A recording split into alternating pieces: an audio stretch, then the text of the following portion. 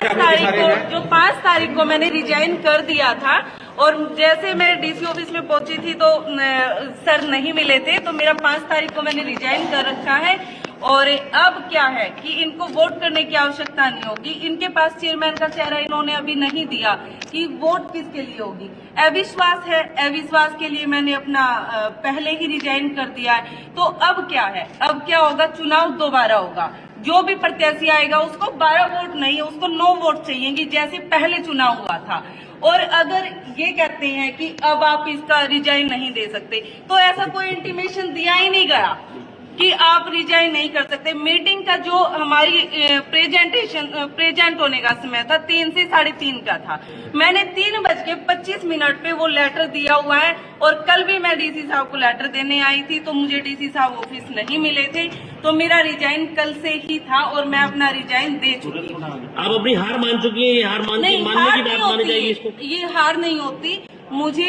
मैं आज सीएम साहब के साथ हमारा महिला वंदन था, करनाल में था, नारी शक्ति वंदन के लिए, तो मैं तो अपनी पार्टी के काम पे ही लगी हुई हूँ। और ये पार्टी के अपने आप को दावेदार बताते हैं, पार्टी का पटका तक इनके पास नहीं है, पार्टी का कुछ भी नहीं है, तो फिर भी मैं कहती हूँ मेरे ये अपने भाई हैं। भावुक लग रही हैं आप। अरे भावुक आप लग रहा है ऐसा भावुक हो रही है। ऐसा कभी नहीं होता कि मैं भावुक हूँ, एनर्जी आती है मुझे देख के। और जो आप कह रहे थे कि आपको क्या चेयरमैन बनने से पहले किचमिच नहीं बताती, मैं सच्चाई बताऊं तो मैं एक पार्टी की कार्यकर्ता भी, बस एक ये था कि मैं बीजेपी को समर्थन करती हूँ। दोबारा चुनाव होगा, दोबारा फाइट करेंगी उस चुनाव को चेयरपर्सन के लिए? नहीं, मुझे तो सीएम साहब का आज कुछ नया ही ऑर्डर मिला है। उन्होंने मुझे कल रात को बात की थी कि आप ज्योति रिजाइन कर दो और हमें ऐसे नए चेहरे की, ऐसे युवा चेहरे की कहीं और तलाश है। तो मैं इसी के साथ आपको यही कहूंगी कि मुझे कोई ऑब्जेक्शन नहीं है, ना कोई भावुक हूँ। मुझे रिजाइन करते हुए बड़ा अच्छा लगा है। और ये किचमिच क्या थी, मेरे पार्षदों की जो डिमांड थी वो डिमांड ये थी कि हमारे गन के लाइसेंस नहीं बनवाए, हमारी नौकरियां नहीं लगवाई, हमारे ये नहीं हुआ। तो अब मैं यही कहूंगी कि अब ऐसा चेयरमैन उनको मिले जो इनको सब कुछ करवा के दे, जो मेरे से नहीं हो पाया। मैंने ईमानदारी से ग्रांट लगाई, कोई भी वार्ड उठा के देख सकते हो। आज तक जिला परिषद में 8 करोड़ रुपया आया है, 8 में से 5 करोड़ रुपया लग चुका है।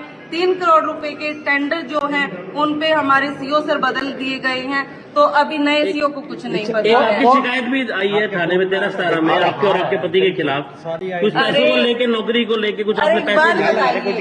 पहली तो बात देखो, मैं क्लियर, वैसे तो इस टॉपिक पे नहीं बोलना चाहती थी, लेकिन आपको बताती हूँ शिकायत करने वाला कौन है। इन्हीं में से एक पार्षद है और उसने अपने भाई के पैसे मेरे हस्बैंड को किस लिए दिए थे कि उन्होंने ले रखे थे। और इन्होंने झूठा, कोई अगर नौकरी लगवाने के पैसे लेगा क्या 1 लाख लेगा?